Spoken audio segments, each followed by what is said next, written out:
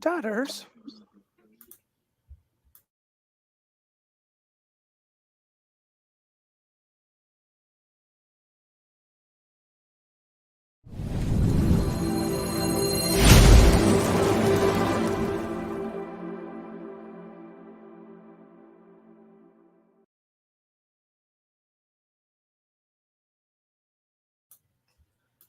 Soda. What are you doing? Hold up. Do you know how the video started? I hit live and I hear you go, Dutters. I turned around. I did. I saw that. Yeah. It hit mute. I'm like, oops. I just assume it just automatically goes mute at this point. So No. The only time it does is we play a video clip. But anyways, funny. Welcome to another edition of the Squared Slice. I'm your friendly neighborhood Soda. Today I am Thunder Soda because Thunder Rosa finally won the AEW World Championship tonight. Finally. But before we get into that, I'm joined by my co-host tonight, the Diamond Stud, Dustyn. How you doing? Wonderful, Soda. How are you doing? Ben? Hey, Ben. What's up? What's up? I'm doing pretty good now. I'm not going to be honest as a wrestling. Now I'm going to be honest, I should say, as a wrestling fan. The past 5 days have been pretty terrible. Pretty terrible. Yeah, it's been weird, right? Yeah, but we will be getting into that. As you saw by our opening graphic, Scott Hall and Razor Ramon passed away yesterday. Man, the dude finally got his life around, and they go out like that. Holy crap! Yeah. Was it 63 years old? A few years younger than my dad. Arguably one of the greatest minds in professional wrestling history, responsible for some of our favorite moments, if not one of the most pivotal moments in wrestling history, when he walked out on Monday Nitro, funny enough, which was the 25th anniversary on Monday. Yeah, crazy, right? The day he passes away is the 25th anniversary. It's always something like that, isn't it? When it comes to wrestling, it always feels like there's some weird tie in when this stuff happens. He could have picked a perfect date. Like, the dude sure knew how to make an entrance, but now he knows how to make an exit. Yeah, that's true. That's true. Yeah, but we will be giving our thoughts on Scott Hall later in the night. We figured we will end our show with that. But before we get into it, let's just kick it right off the bat. We had a pretty big AEW pay-per-view this past weekend, AEW Revolution. Highlighted by some really good matches. What I'm going to probably say is the cap to the feud of the year, the dog collar match between MJF and CM Punk. You had the AEW World Title match with Adam Cole versus Hangman Adam Page. You had the three-way the triple threat tag team match for the tag team titles. It's a pretty good, pretty stacked card. What were your thoughts on it? Yeah, they were. Well, the one thing that's nice about what AEW's been doing is the pay-per-views every 3 months, right? Mm-hmm. So it's easy in a good way to stack the cards, which I think is a really good sell. I mean, in a world where Peacock's $5 in America, you got to give people a reason to spend $50 on a pay-per-view. Exactly, which is how I have to do it. And it just helps justify that. Exactly. So no, I think they're doing really good so far. I don't think it was their best show that they've had, but I think there's a couple great moments on the show. Mm-hmm. And yeah, I'm sure you'll talk more about the dog collar match. But the thing that actually shocked me is I think the show had Jericho's best AEW match in it. I'd agree with Kingston. I was shocked. That was my favorite match on the show. Really? Yeah, because it just, I don't know. Maybe it's an opener. Mm-hmm.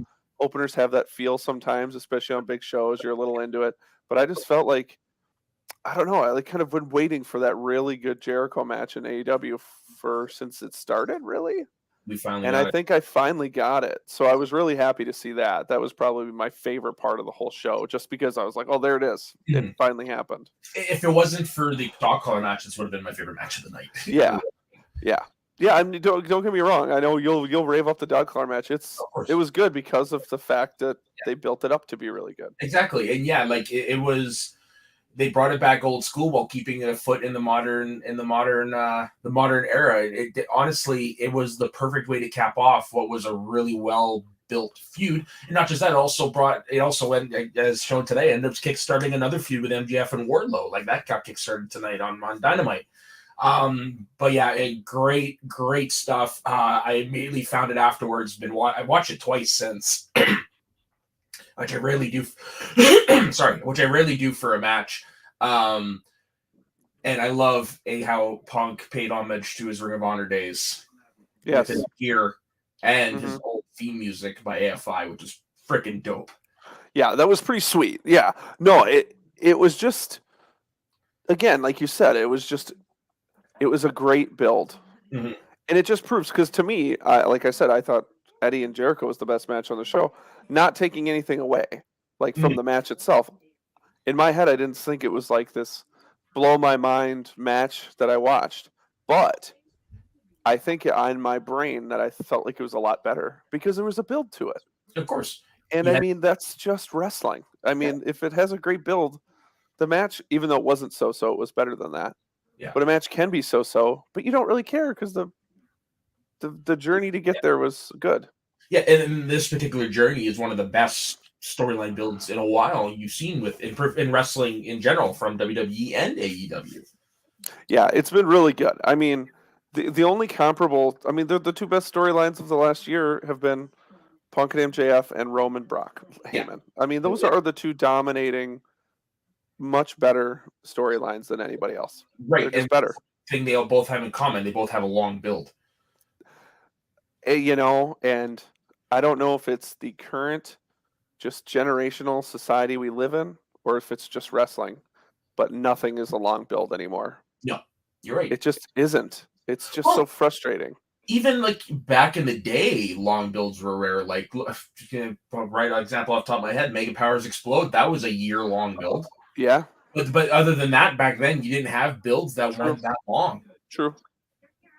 Trying Yeah, to think, no, it's yeah. You make a good point, and really, you only need like you only need one. yeah, you need the right one. You need the yeah. That's maybe that's a better way of Yeah, putting it. You need the right one. I think yeah, that's a good way to say it. yeah. You need the right one because yeah, I'm thinking of builds like the last truly great one. I'd probably say was Cena and Rock. Yeah, For Cena Rock was good. I know I'm trying to think of. I mean, if you really look at it and dissect it, Roman and Brock's been going for like 5 years, true, that's true. which is, but granted, there's been some gaps in there, Yeah, but it has been a pretty long standing thing. It just feels so different now because they're so different as yeah. They both characters. switched roles. Yeah, and they're both so opposite. But I mean, other than that, Yeah, and even I before that, it's hard to the first one that pops in head to my before that is still a number of ways prior, and that was Batista and Triple H. yeah, that's probably the. And I guess technically, if you could look at that Batista H match a few years ago, Mm-hmm. that does make it extend longer. I was gonna say, I'm trying to think. I mean, Bray or Fiend had some long ones. I'd say the Wyatt family's was long. Fiend with Orton was pretty long, Yeah, yeah, long slow burn. Yeah, right? Long, slow burn. But again, it doesn't have the gravitas no, of some of the other stuff. no, because well, exactly because I mean, no offense to the Fiend and Randy Orton, but I mean, like they're not on Punk's level or MJF's level when it comes to building a match. They can Yeah, no. deliver in the ring, but when it comes to the build-up, like they don't have the. They're good, but they don't have the proper tools to do what we just saw. Yeah. No, I thought it was good. Yeah, and I mean, and again, you know me this about me. If there's one match on a show that blows the show away, it to me it almost at the end of the day doesn't really matter because you're never going to remember a whole pay-per-view anyway. No, So like as long as you have that one or two moments, I mean that's a success. yeah, exactly. Because I'm like looking at the card, like overall, I remember Kingston Jericho, I remember Punk and MGF, obviously, and I remember Mox Danielson, Oh and yeah. of course, I remember Adam Cole coming out to the Halo armor. That's about all. Yeah. Yeah, I honestly have almost yeah, and again, that's you know, we're going to get into WrestleMania in a little bit here, but like look at the WrestleManias as a whole. There's a lot of slogs in there. Funny enough, I was well, you know, I've been watching Cultaholics tier lists, Oh yeah. and they did every WrestleMania. I think it was up to this year's, but Okay. that was the thing. Like a lot of the first dozen, most of them ended up in the second to bottom tier. Yeah. Yeah. Well, I think even 10 and 3 were the two higher ranked ones, obviously. well, 3 should be. I mean, I Yeah. get it. And 7 was up there, but everything else was in and 6, and everything else was in the meh category. I was a little choked about 5, but when they broke it down, I'm like, yeah, it makes sense. But even look at 3. Yeah. So what do people take away from 3? Obviously, Take away they take away the Hogan Andre match isn't even the match. They take away the body slam. right. That's what they take away. Yeah. So then you take away the really The body awesome slam, and I will add on the entrances. Like, Yeah, I was just gonna say. there's things with Andre in that entrance round that obviously you remember. Yep. You have the entrance Yeah. plus that. Yeah. Then you have the infamous Macho Steamboat match. Yep. Which is awesome. Then you have the stadium being so full. Like Mhm. the visualization of that stadium is still insane. Yeah, and I don't you know they tore it down, right? Yeah. Did you Just too see the bad. pic? Somebody when they broke in there a couple years before they tore it down to take video pictures of it. And I'm like, it's so heartbreaking because it's such a big Yeah. part of wrestling history. It is. Like when I think of that pay-per-view, I mean, the first thing I think of is that opening shot Yeah. where they just and even today, because of the entrance being so huge now, taking away that like a third of a stadium, even when WWE does baseball stadiums, it looks huge, but something about that WrestleMania 3, it looked so massive. Felt epic, and It did. yeah, like I mean, there But are some other matches on there, like like obviously you remember the Roddy Piper stuff. You remember that's where Brutus Barber Beefcake was born.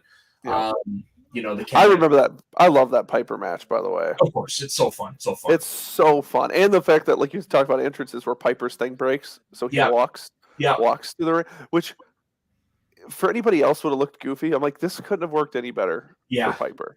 If any of you guys ever want to watch something fun, years ago it was for the 20th anniversary. So for the 20th anniversary of WrestleMania 3, they released a special edition DVD. On one disc, it's got the actual event, and on the other disc, it's got the event, but with pop-up commentary from Vince and other people involved. Oh, really? It's really, really I cool. have never seen that. Yeah, I don't know if you can get it anymore, but I was lucky to buy it when it came out. Ooh, I might have to search that out on eBay. Yeah, it's just cool. You're watching the event. It's like all of a sudden, you'd be like, I don't know if you remember pop-up video.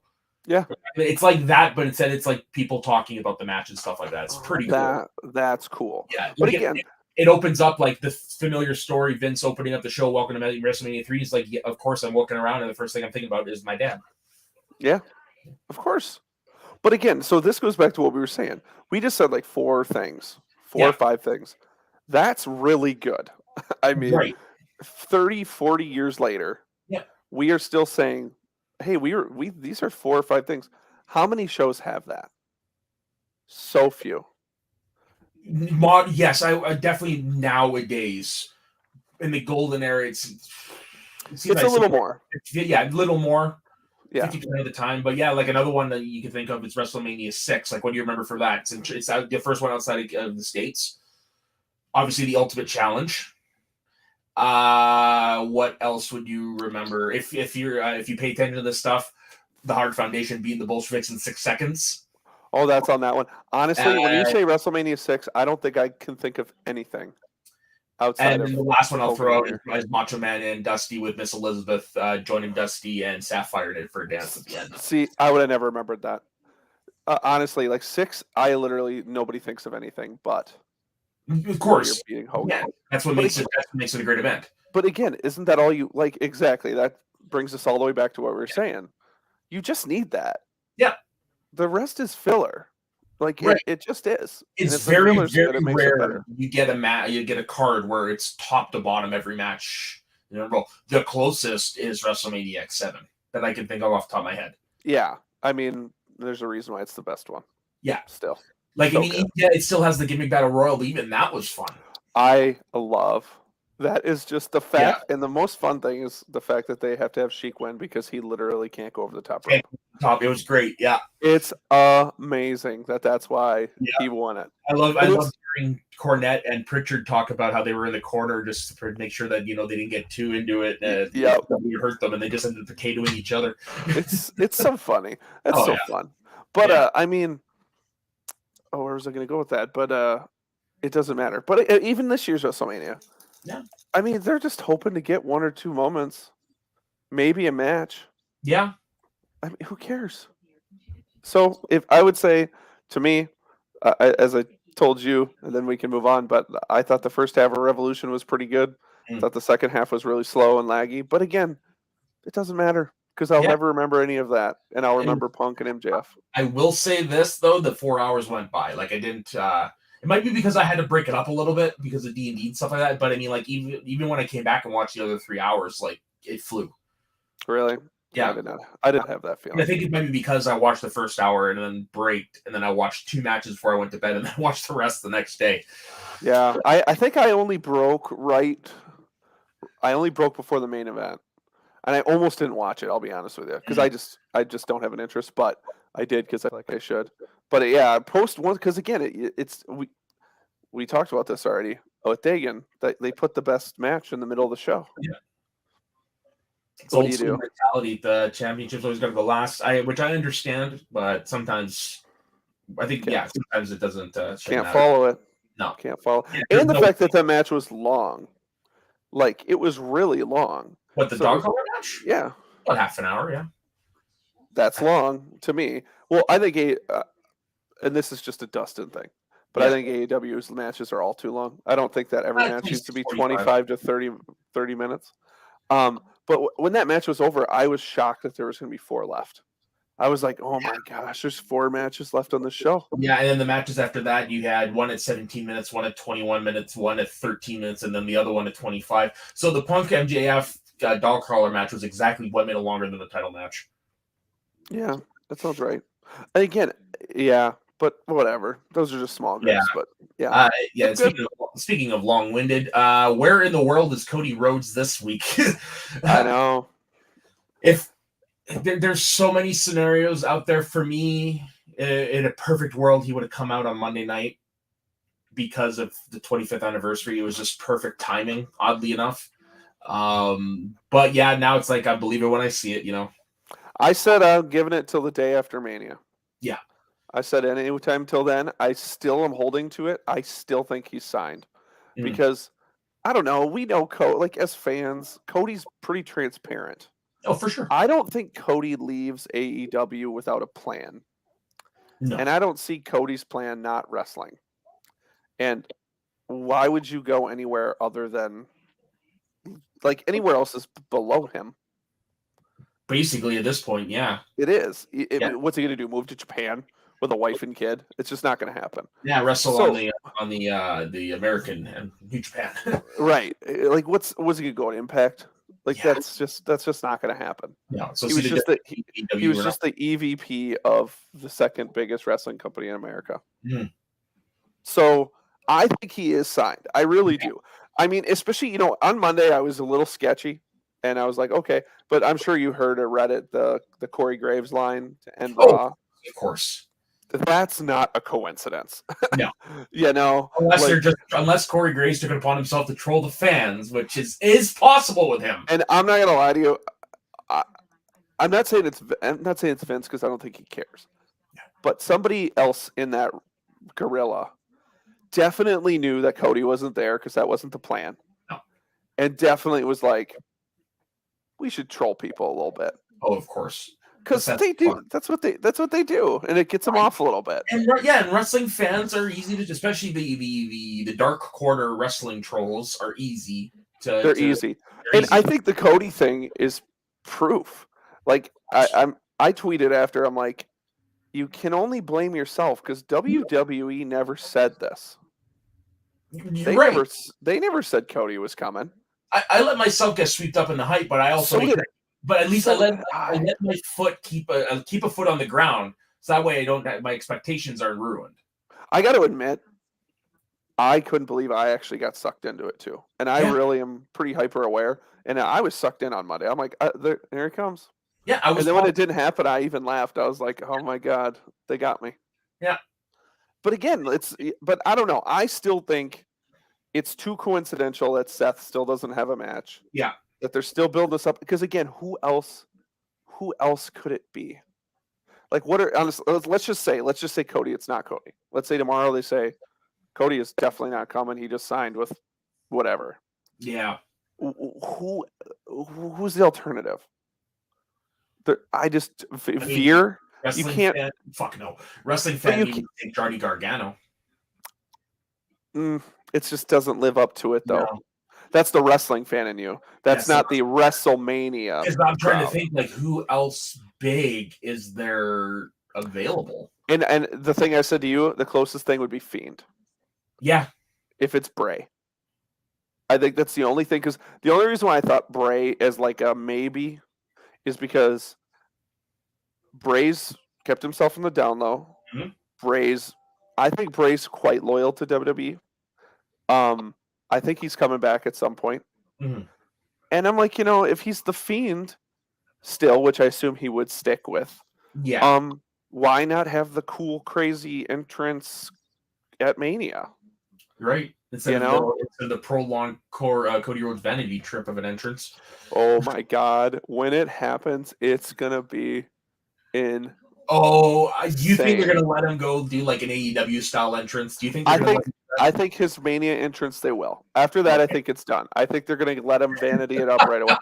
His Mania entrance, you remember when the first AEW pay-per-view when he broke the throne?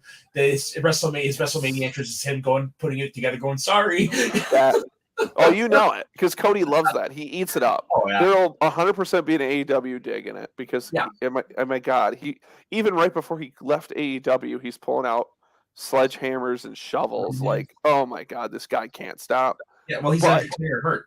Well, I thought the one funny tweets that I was getting was like when KO and Seth were on Raw, there was like 30 minutes left of the show, and people were like, oh, Cody must be coming because they need to give him time for a promo and then an extra 15 minutes for when he runs over time. And I'm like, that's pretty funny. Accurate. Like, that is accurate. Yeah. So I don't know. We'll find out. I don't know. What do you think? You think he's still showing up? I mean, I still think he is. So one of the things that I heard bandied around, and it was like, oh, this would be so dope, and it would probably be the best way to maximize his return is to actually have it happen at Mania. Hardy Boys style. Why not? I mean, at this point, we are literally 2 weeks away. What are we? We're 3 Mondays? I think 2 Mondays now, yeah. Yeah, so we're 2.5 weeks away. Already, holy crap. Okay, what are you going to do in a day? Or in 2 weeks? That can't just be done at Mania. Right, yeah, that would be the fun way to go, and something special. Saying, oh shit, I was there watching when Cody Rhodes debuted, dude, right? Right. I don't know. And again, I don't know. I've always and that's the reason why I'm also holding on to the Monday after Mania. Mm-hmm. Because that's also been traditionally a great spot to debut people as well. And they didn't really do the Monday after last year because the pandemic was still a little sketchy. Yeah. So I think they're going to try to build. I do think that's when Veer shows up. By the way, I'm not going to lie to you. I've watched a little bit of his videos. Like the dude is pretty sweet. But, I believe it. But the trolling of this has gotten insane. I just had a feeling Veer's going to come to Raw and go straight to catering. God, with all this lead up, I don't think they're going to do it. Yeah. I don't know. I think they're going to come and They've done in the past. They have. You know what I think they're going to do? I think they're going to have him come in and crush Omos, and he's going to go to catering. That's what I think is going to happen. Omos? Really? Yeah. I think because that's an easy way to get Veer over, because he's a big dude. Yeah. Have him come out, destroy Omos just like that, which by him doing so will shoot Veer up, but will destroy. Yeah, but I don't think Omos is going to be put into catering. If anyone, I would see General Aziz. Oh my God. General Aziz is terrible. Yeah. WWE is some bad middle card stuff right now. But okay. Cody's fun. Yeah. But from fun to something really bad last week. Big E broke his neck on Friday Night SmackDown. And the surgeon who has worked extensively with WWE before penned an editorial saying that with an injury like this, there is a possibility Big E could never wrestle again. It's true. Yeah, because it's the C1 vertebrae, they said, is one of the hardest ones to deal with. Yeah. And the only positive I see in that is that, like, you look at Brian and all these guys, and who knows what can happen when science evolves, and it's 9 years from now. But what a brutal. Yeah, I'm surprised I watched it. I usually don't watch that stuff, but holy shit. Yeah, I watched it a couple times, and I was actually live on camera doing something when it happens, and you can actually see my reaction live that happened. And yeah, it was just an accident. He got lawn darted into the ground, and no heat on Rich Holland. Thank God it was not his fault. Like everybody knew, it was, agrees it was. It's Things two happen in wrestling. two big dudes doing a move that they almost shouldn't be doing on the floor, especially on the floor. I did send a text to two of my buddies who are indie wrestlers, just to ask, to be like what they thought, and they both said the same thing, that they'd put no blame on either of them. It was just dumb move. Accidents happen. Yeah, it's like, well, that was worse than this, but it's like what happened with Draws. It was a fluke. What do you do? Nobody held D'Lo accountable for that. Right. I hope to God Big E comes back, because he deserves more than what he had when he got injured. Really not so great world title run. Then he gets put back into the mid card tag team. Oh, that guy has been. They've had so much New Day merchandise sold. He's a trooper. They're troopers. Yeah. So it'll be interesting to see, though. I mean, because what was I reading? What was their plan going into Mania? Weren't they going to do a 6-man? Actually, what's funny enough was tied into the match where he got injured. Right. The introduction of Butch, Pete Dunne. There was supposed to be a 6-man tag, because Woods is supposed to be coming back. And I saw Woods showed up in his place at house shows this weekend. So they could potentially still go forward with it with somebody as a manager on the other end, or they bring in somebody else for the 6-man. But that's what I had read was the original plan. It was the 6-man between the New Day and Peaky Blinders crew there. I don't know if they have anything set for him at Mania, but it's in Texas. You know who would be a perfect filler for that match? Booker T. Oh yeah, like they did with Kurt Angle a couple years ago. That would be just to get the hometown pop. It's a 6-man. Booker doesn't have to do anything. Yeah, come in, do his scissors kick, his Harlem sidekick, spinneroonie, and you're good. That's it. I think that'd be a great. I just came up with that, by the way. I had no preconceived of that. And I thought that'd be a good one. And it would be pretty cool to see New Day with Booker. He fits, right? And with Sharmell going into the Hall of Fame the night before, which I don't quite know how I feel about. Exactly. Yeah, I could see them doing it. I could definitely see them doing it. Well, I kept thinking that because of Sharmell going in the Hall of Fame, it being in Texas, that Booker was going to be involved somewhere. Yeah. So maybe this is a way of getting a little extra out of that, because I would be shocked if they still don't have the 6-man. Like, I don't know. What do they do? Pull Holland? It's kind of hard not to have New Day on the card. They can't. Yeah, right. And they can't. They've already committed to it. I know we had the year they didn't wrestle, but that's because they were the hosts. Right. Well, and they just introduced Butch to the team. So, they have it all planned out. So, I don't know. Down. It's only a couple of weeks. I mean, he still does some training. He did I think he was in a match last year. Yeah, he still looks like he's in great shape. Yeah. So, it's too bad, but hopefully it's... Yeah. Hopefully you see Big E and Rumble next year or something. Yeah, no kidding. And when the music hits, man, that pop is going to be Triple H legendary, because that's one thing I noticed. Nobody has a bad word to say. No, everybody loves old. Everybody loves NWA Twitter account. I saw that. Which was awesome. Okay, the dude's over. Yeah, that was pretty awesome. Yeah. But speaking of over, now we're on to the WrestleMania card so far. Like we said, we are 2 weeks away, and we have 5 matches on each night already announced. So on night 1, we've got Charlotte versus Ronda, Becky versus Bianca, the Mysterios versus Miz and Logan Paul, Drew McIntyre versus Happy Corbin, and the Usos versus Nakamura and Boogs for the tag team titles. And on night 2, you've got Lesnar Reigns, where the winner take all to unify the titles, which I can't believe they're doing. Zelina and Carmella versus Sasha Banks and Naomi versus Rhea Ripley and Liv Morgan. And I have a feeling Zelina and Carmella are going to fall out during that match. Probably the most fun match on the card, Johnny Knoxville versus Sami Zayn, which we will get into Sami Zayn's Twitter game in a minute. Pat McAfee versus Austin Theory, which I actually have a feeling people will come out being I don't know how the hell I would say this right now. Be the match that would surprise them the most. You think so? I think so. I'm pumped. Based on what I've seen of Pat McAfee in the ring before, I know those were in multiple man tags.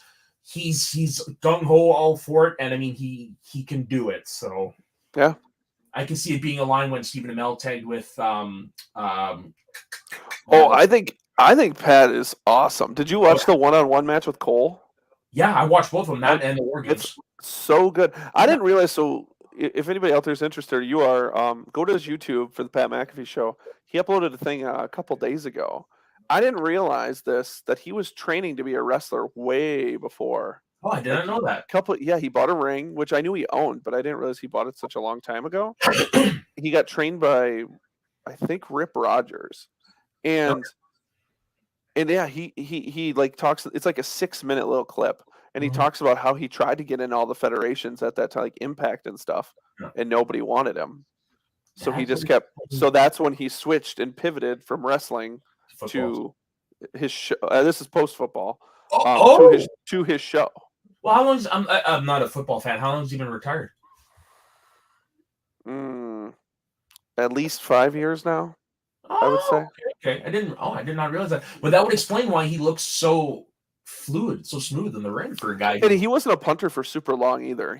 Okay. His career was relative, like maybe under 10 years, if I'm right. Oh, knee injury. No, I just think he's got over it. You'd have to look it up, but he wasn't a punter for. Granted, when he did, I mean, I think he was the Colts punter of the decade. I mean, he was a great punter. Oh, wow. Okay. Yeah, but no, I didn't realize that he was training so much. So that people look at him like he's a celebrity, which he is. Yeah. But the dude's an athlete and is trained. And seems like So actually he's a good dude. he is. I've been a McAfee guy for a while, even before he Yeah. got in NXT. I'm kind of bought into his whole shtick, Yeah, and I get it. I love it. It I wasn't quite sure of it when he was in NXT, but once he made the move to SmackDown, and I saw him as a commentator there, and then all the stuff he was doing during commercial breaks, I was like, okay, I get it. I'm on board. Yeah, But he's truthfully, fun. he did kind of pique my interest, started to win me over when he wore those suit shorts. WrestleMania 29? That was awesome. No, it Yeah. wasn't that long ago, was it? It was a New York one. No, it wasn't that long ago. It No, was it the was New like, York one where the guy got tried to tackle Brett. So that would have been oh 30. yeah, That was 35. I think. 35. Yeah. Yeah.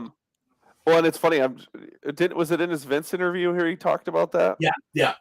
where he was Yeah. like, everybody was telling me don't do it, and Vince is like, I don't care. Yeah. But Vince gets so much crap. Vince cares so little Right. about some of this stuff. He could care less what Pat McAfee, especially at that time, No, when exactly. literally Pat was there as like a guest, Yeah. and he's like, "Who is this? I don't know Yeah. who Even this though is." now he probably looks like, oh, that's very Pat. Yes, but no, I'm excited. Night 2 is great. I and they're still going to add a couple more matches onto this. Well, we don't know the Seth match yet. KO and Austin are going to have their shtick, which we're going to see how that's going to go. Because the one thing they can't do is do the normal shtick. No. I know everybody wants to watch Austin stun KO and drink beers. Yes, we like it. It never gets old to wrestling fans. No. But there needs to be something more. Just something more. I don't know what that is. I'm sure there'll be something. There needs to be something. Can you believe next year is 20 years since Austin had to retire? That is insane. Insane. He retired longer than he was an active wrestler. Yeah. I had a buddy of mine who just does not watch wrestling. And he goes, "Oh my gosh, Austin's coming back for Mania." And I was like, "Yep, you're right." Yep. And he goes, "Man, that's awesome. I'll have to watch it on Peacock." I'm like, "You should." And I'm like, "Yeah, it's been 19 years since he's wrestled." And he goes, "No way." Yeah. And I'm like, "I know, it's insane." And what's funny enough, today being Austin 316 Day, they actually dropped that match on the WWE YouTube channel for free. Did they really? So I added it to that wrestling playlist. Clever. That's a good idea. I know. I was like, oh, of all the nights. Which is your favorite of the three? The three Austin Rocks. I would say, I don't know. I really do like the first one. The first one's fun. It is. I maybe it's just because it's the first one, so it doesn't have the hype to live up to. The third one I'm a little like okay on. I think it's not. I think that's definitely the weakest of the three for me. Well, yeah, knowing especially now what we know about Austin going into that match, right? And Rock is overselling. Yeah. Well, like Rock crazy. Rock does. Yeah, it just felt weird because Rock's leaving to Hollywood. Austin's hurt. You kind of feel it when you watch it. Yeah. But which For one me, of yours? for me, it's the second one. It's Yeah. because not just for the match, but also for the freaking promo package alone. That is still hands down my favorite promo pack they've ever done. Um, but I will say, like the first one, it's so fun and is so of that era.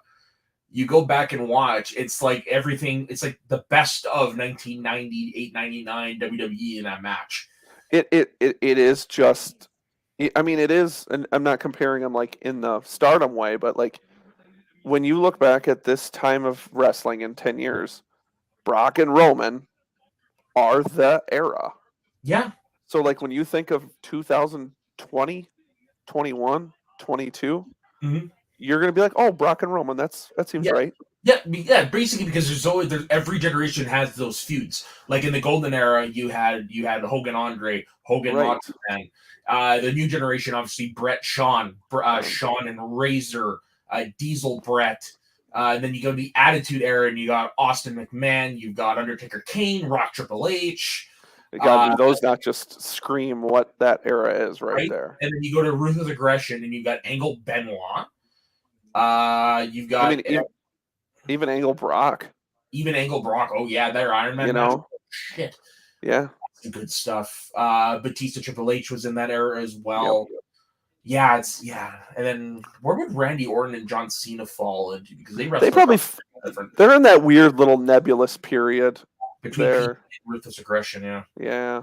Yeah, they are, because then you get into like the early 2000s. That's when you're getting into Bryan, yeah, Punk, Cena, dominating that like 3 years right there. yeah. Yeah, so it'll be interesting. I don't know. My big one, I'm a huge Brock fan.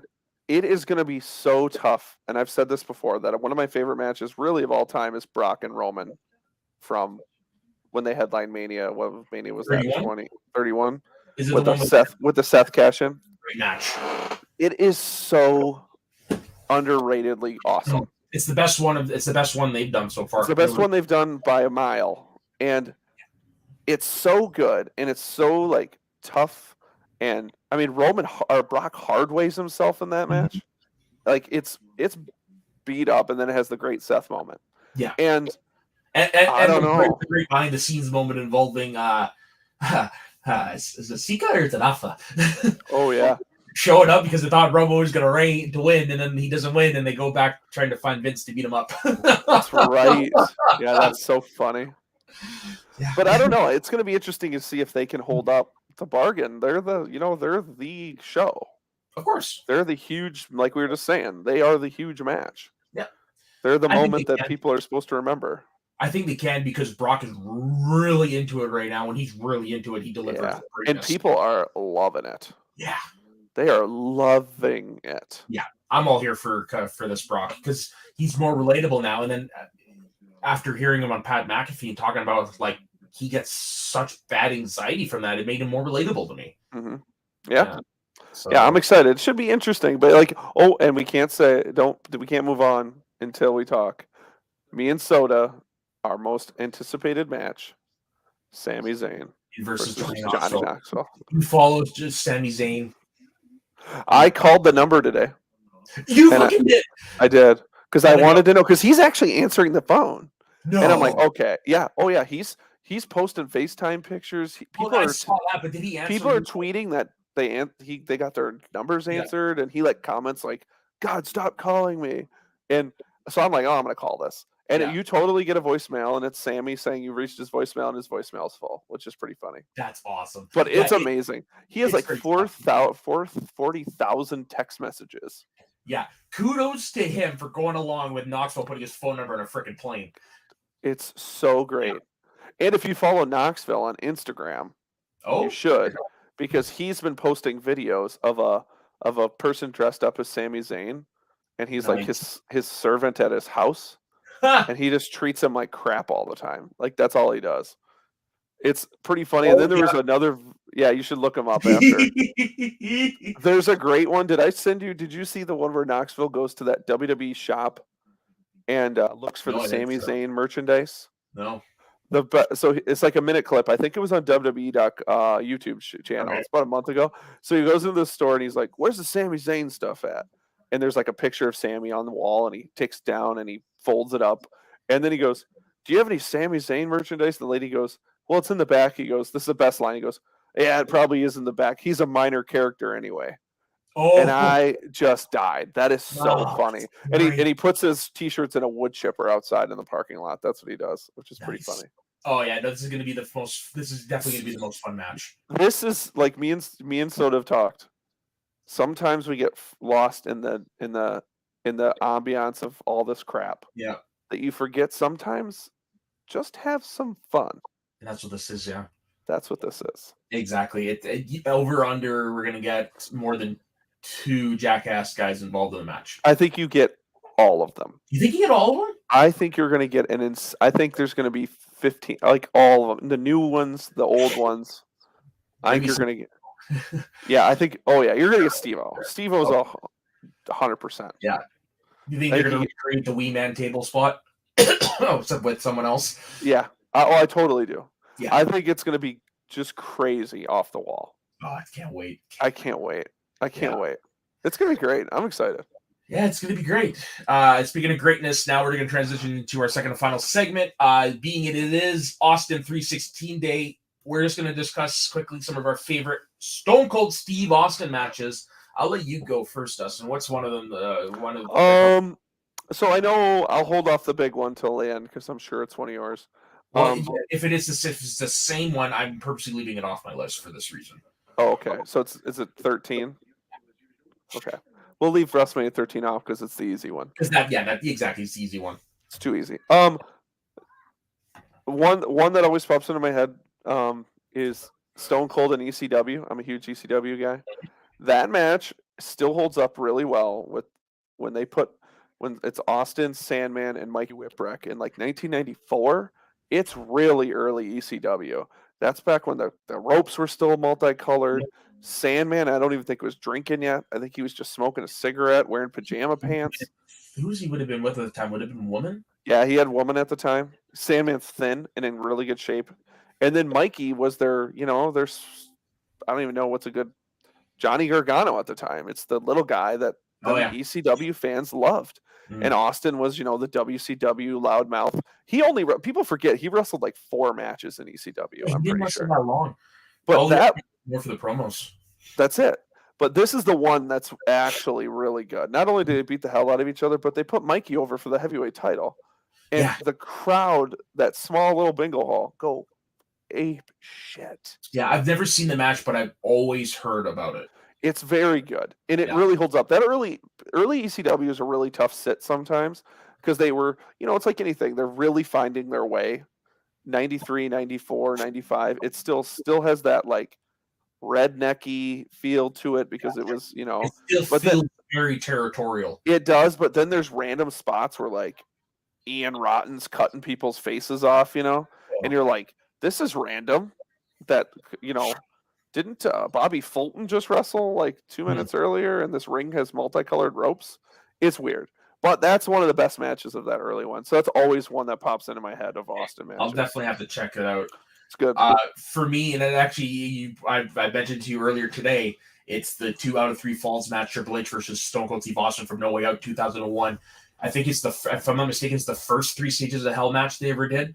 Yep.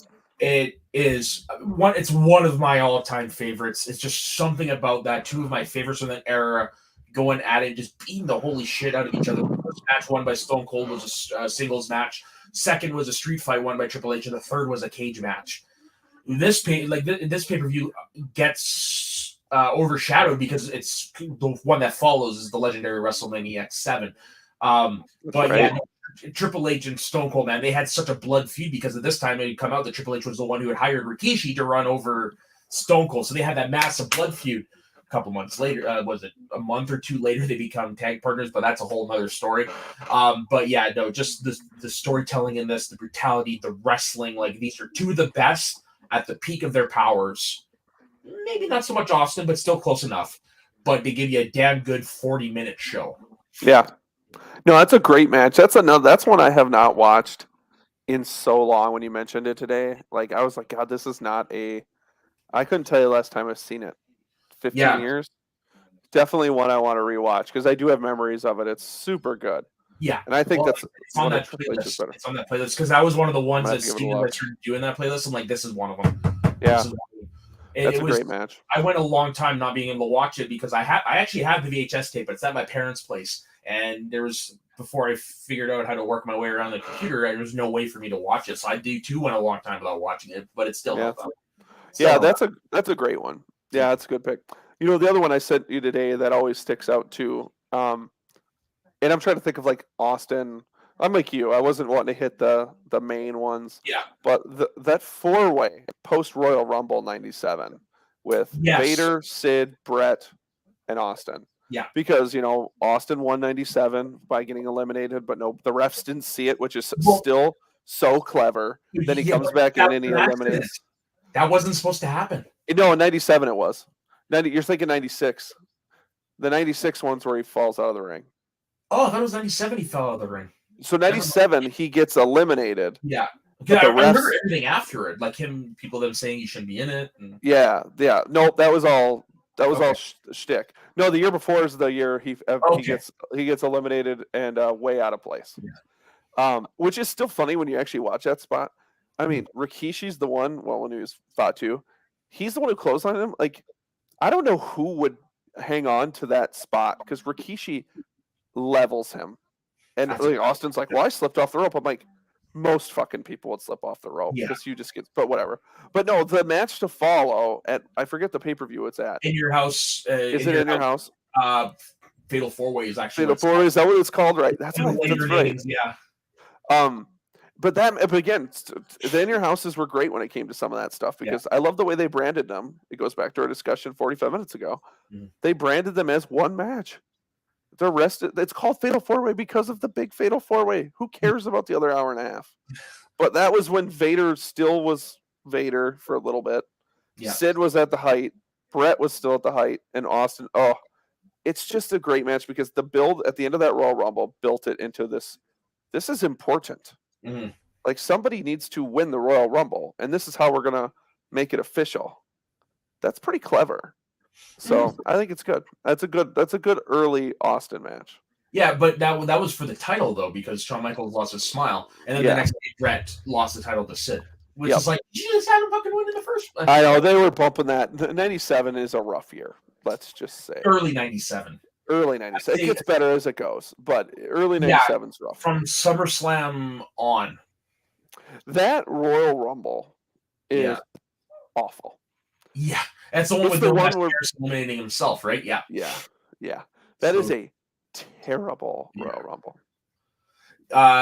Before I go to my next pick, I also want to shout out '98, where for the moment when Austin's music hits and everyone stops what they're doing and looks at the entrance because they're like, "Oh, we're gonna get so good." Yeah. Because again, he had you just so believing that he was that much of a badass. That a ring full of humans would stop what they're doing because they're all afraid of him. It's pretty good. Yeah, that's great booking right there. My next one is actually one of the lesser talked about Austin Rock matches. It's from Backlash 1999. Oof. It's if you actually watch it, it's actually a better match. Like obviously 15 is memorable and stuff, but the one the month following is a better match. It's like the combination of 15 and X7. Okay. Yeah, definitely underrated. I would definitely go check that out. I think I'd have to watch it. I couldn't tell you if I've seen it or if I did. It was probably when I watched that. Yeah, it's one I didn't come to late in life because I had no way of getting Backlash in 1999.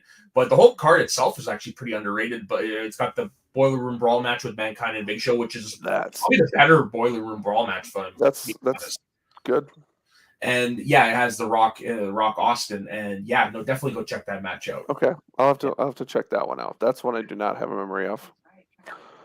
And then I'm trying to think of what would be another good random one. Unless do you have another one? I do have another one that is not from WWE. Okay. It's Wrestle War 1992's War Games. Yes. Dangerous Alliance versus who did they first against Sting Squadron. Dangerous Alliance has had Rick Rude, Arn Anderson, Steve Austin, and I can't remember who the fourth one was off the top of my head, but it is the best of the WCW era war game matches. I can't include WWE's in there, but out of all of them, that is the one to go watch. Another one Yes, on that playlist. that's a good one. Yep, I've seen that match a few times. That's a great one. I would say the other one of mine, I would say is the Hart Foundation America versus Canada. Yeah, the Canadian Stampede one. Yeah, the only issue with that match is that it was a single fall and not an elimination. It's so odd that they had 5-on-5. Because in wrestling, especially in the WWE, you see 5-on-5, Mhm. and you immediately think Survivor Series. You do. And it's just odd because they have all this build, and Gold Dust and Legion of Doom and Yeah. Austin, Brett. It's so good. And then it is kind of shocking almost when the pinfall ends and you're like, oh, that's right. This is the end of the Yeah. 10-man. Yes, But it's and so good. yes. The crowd is raucous. See, that's the thing. Like with everyone's energy in that match and how all over the place it was, it would have been hard. I think if you added the elimination style, it might have ruined it a little bit. It might have. It probably would have, but it's So- just odd. I've been in this building a few times because it's in Calgary. I got family in Calgary. I've been there for hockey games. Yeah, it's practically a solid concrete building, and they literally shook it with their cheering. Like it's one of the loudest. It's one of the loudest crowds you'll ever hear. It's insane. Homecoming, and oh my god, like when Brett walks out on the stage, the camera shakes, and it's from the crowd. Yeah. It's oh my god, it's still it's That is be in your houses, and it really is. Yeah, it is. That match is so cool. And Yeah. that is one thing about I don't know. AEW has great crowds. WWE can create great moments, but man, that feeling that some of them mid-90s, late 90s, Yeah. just nuts. Right. Crowd reactions are just So not hot. a thing. Yeah, and especially in this time because of the whole Canada US thing. Yeah. It's crazy. Yeah. It's crazy. Fun fact, it's the last time all of the Hearts were in the same place together. Yeah.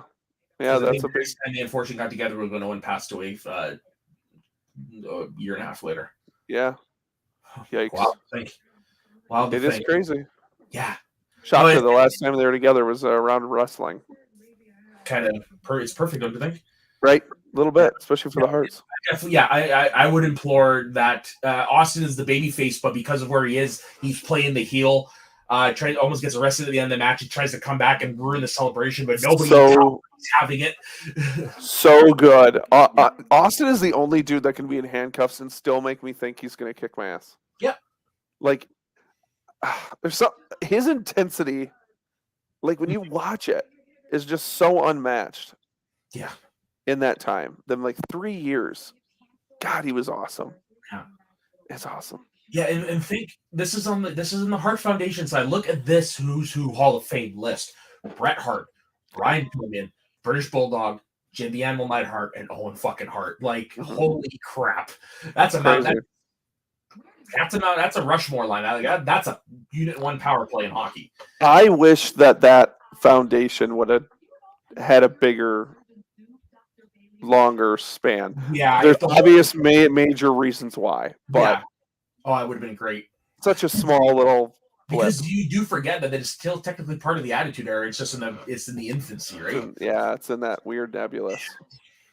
Yeah. But before we log off, we'd be remiss if we didn't share a few words on the late great Scott Hall. God damn, man. What a way to go. I know.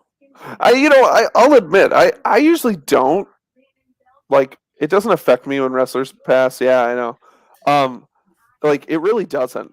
I rarely feel it, and I am shocked that I felt Scott Hall. I don't think I would have. If you would have said to me, "Hey, here's a list of wrestlers. Which ones do you think that when they pass will actually have some sort of emotional reaction?" And if you gave me Scott Hall, I would have not put yes next to it. That would have been me prior to the whole DDP stuff. Yeah, maybe that's why.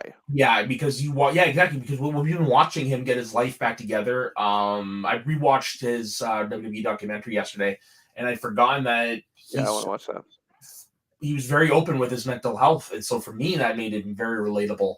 Plus, you had all the great matches, all the great memories he brought us as a child. Like tonight on AEW Dynamite, Britt Baker was wearing a attire that was an homage to Scott Hall. Yeah, I saw that. It was white with black. Yep. And then on Monday night, you had Kevin Owens starting off the show with an "Hey yo, hey yo." yeah, it's so good. I mean, how as a kid, please tell me you did not put a toothpick in your mouth. Oh, hell yeah! Fucking flick it. Hell, I almost still do it. If I'm in the right mood, I still will to this day do that walk. Oh yeah. Oh yeah. The walk. No man, that dude was so influential, and he's one of those deaths where I'm sad because he left a long legacy, and now that's it. It was in line of when Dusty died, and when Piper died, and when Savage died, and even when Warrior died.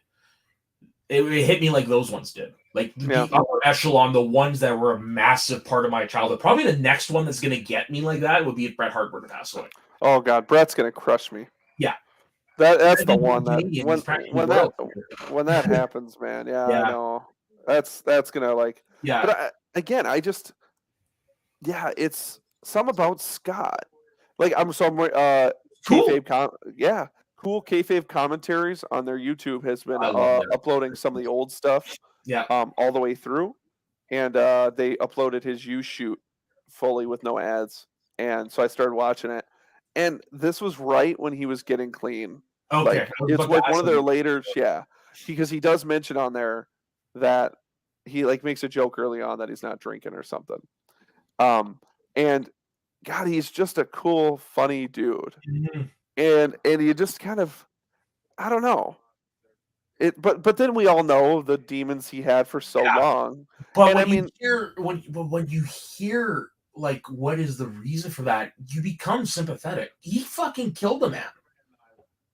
Mm-hmm. He shot self-defense. It was not his fault, but he blew a man's brains out. Yeah. And that basically he admitted is what he never got over that. That's some PTSD. So when you hear that, it definitely makes him more sympathetic. Bully Ray on Busted Open told a funny story about the first time he met Scott Hall. It's like, hey, I'm Bubba. How you doing? Scott Hall looks at him and is like, hey, you guys got a nice finish. Can't wait to kick out of it. Yeah, that's right. I read that. That's pretty funny. Everybody. That is, well, and it's, the Clique gets a lot of shit, but, really. They were having fun. They were having fun. Yeah. I didn't have to work for them or work with them, so I didn't have an issue. Yeah. But, like, when you even listen to the stories, people kind of, crap on Waltman, but they say he's a nice guy. Shawn had all the issues. Triple H, was being Triple H. Yeah. Nash was the business guy who was putting himself over as much as he could. Still and does. Usually with Hall, it's, he's kind of an asshole, but he's a really good dude. Yeah. Like, there was another story that came out. He did something for a local independent company in the States. I can't remember when they said it was, but anyways, the students of the training facility were in charge of chauffeuring him around and bringing him meals. Scott Hall paid for everything. Yeah. What was the I made it my profile picture, but I met Scott Hall a few years ago at a indie show in Minneapolis, and Arya Davari, he's from Minneapolis. This was right. I think this might have been the show was his last show before he got signed. I'm almost sure of that because I think that's why I went. And I think he posted a really good Instagram story where he had to chauffeur him around too, and he said like, you'd have to find it on his Instagram, but something about like how, this is how it's supposed to go when you do vets and like you chauffeur him around and stuff. He's like, Scott didn't do any of those things. Yeah, he said it's like that's what the vets should do. And part is everything as much as you can on them. That's what his viewpoint. I respect that. Yeah, yeah. It's too bad. Again, I'm still surprised that Me too. that I have a reaction. Oh, I'm not surprised that I had a reaction. I'm more surprised that he's gone. Yeah, I mean, it's one of the things. It is weird when that happens, right? Yeah, And I'll probably forget about it, and then something will happen where I'm like, oh yeah, yeah. yeah, Scott passed away, didn't he? That sucks. And before we go, there is one story. Like actually, WWE recently brought a republished an article that was a follow up on this story, and it is talked about in the WWE documentary. But it's when he went on the Jerry Springer show with Oh, yeah, I rewatched the clips. yeah, and he ended up giving the boy his act because at the time, like they said, there were no replicas. He gave him the real Intercontinental Championship belt. After that, didn't ask Vince for permission, just gave it to the kid. And when he called Vince and told him, he's like, "Did I do the right thing?" He was like, "Of course you did the right thing. We're gonna have a new belt for you." Yeah, That's the kind of guy that Scott Hall was. he is. And that's why I loved him. The one thing I will say about meeting him, he was a big dude. Yeah, you wouldn't think it, oddly enough, but he was like, he is one of them guys that's deceptively big. I want to say 6'6". Oh, easy. Yeah. Easy. My buddy at the time that I was with, he just got out of bodybuilding, so he was really jacked up. And Hall, the first thing he does, he grabs my buddy and he goes, "Oh, you must be a weightlifter or bodybuilder, huh?" And he had a whole conversation with him about it because I'm like, "Well, look at Hall. He still looks like he's working out every day. He's huge." He really didn't. I know. I'm like, he didn't. The guy's a monster. I don't know. Like he just genetically was gifted. My God. Yeah. So Best wrestler to have never won the big one. He's one of them. Yeah. One of them. Yeah, he'll always go down as that. I still think Perfect is, but he's my number one to never win the big one. I think Perfect should. I think Perfect from a wrestling standpoint would have been great, like Brett was. I think Scott Hall, if he'd have won it in the '90s, would have flourished as champion because he had that entertainer in him. It is shocking that in that 95, 96 era, when they were low on stars and everything was Shawn, Brett, Taker, Diesel. Yeah. How Razor somehow didn't get the opportunity. And it is kind of interesting. Really great matches in '95. He had great match. His match against Jeff Jarrett at WrestleMania 11 I was just going to say that's a great match. The rematch, the ladder rematch at SummerSlam '95 is underrated. And what's amazing about that is they were told not to hit each other with a freaking ladder. So it's like how? Yeah, they did. That match is underrated. I understand. Again, goes back to the moment where Shawn got his moment, but that match is awesome. Yeah. That second one, underrated match. But again, yeah, he has bangers in there. And when he went to WCW, it didn't matter. The NWO was above wrestling. Who cares? I literally have almost no memories of the NWO wrestling. I have all my other memories are other things. I have memories of Hogan. That's really about it. And I have like 2 memories of Nash. Yeah. I think my only Scott Hall wrestling memory of WCW is him losing to Goldberg. Right. Because that was when Goldberg was going up the NWO ladder to get to Hogan. Yeah. So that was a big deal. But yeah. I do want to shout out one more thing before we go, and one more matches, and that is his match against the 1-2-3 Kid, where he made the 1-2-3 Kid that night. Short match, 3 minutes, not even. But so good though. Yeah. And what I love about it is Razor being the star, beating the shit out of him for the first match. He makes one mistake, and the Kid capitalized. It's clever. And a new star is born. Yep. That's all it takes. Yeah. So just too bad. So rest in peace, Mr. Scott Hall. Yeah. You've earned and if anybody hasn't seen the package that WWE did on Raw, yes, and they also released, I think it was this morning, a 12-minute package of highlights. Oh, really? Okay. I'm gonna have to go on and look. Yeah. That Raw package was so good. Yeah, I went back last night and I watched some matches. I watched Royal Rumble '93. Brett and which they've only wrestled twice singles, which I thought was weird. That's crazy. Yeah, I watched that. I rewatched the WrestleMania 10 ladder match, of course. Yeah. But cool. Yeah. So Dustin, where can everybody find you? You can find me on Twitter at Dustin Dubuque, chit-chatting all things wrestling and complaining about the IWC and the dirt sheets as I always do, and then Soda will laugh at me about it and wonder why I feed into it, and I don't know why. Sometimes I can't help myself. because you're hooked up into the IV known as professional wrestling. It's the worst. It's the worst IV of all time. It is. And I But it think gives that's you some good about it shit. right now. What'd you say? It just gives you some good shit. Yeah, it's so true. It's so true. Yeah. Yeah. What about you, Soda? That's all I'm doing right now. Okay, so you can find me on my personal Instagram at soda_the_saxman. Currently mourning Scott Hall's death. I'm kidding. That was yesterday. You can also find me over on this channel, the Northern Entertainment Group. Tomorrow night, we will be doing, myself and Ben, we will be doing Batman v Superman. Pray for us. I want to throw out there, I like that movie. It's not my least favorite, but it's not one I go to rewatch all the time. I've only watched it once.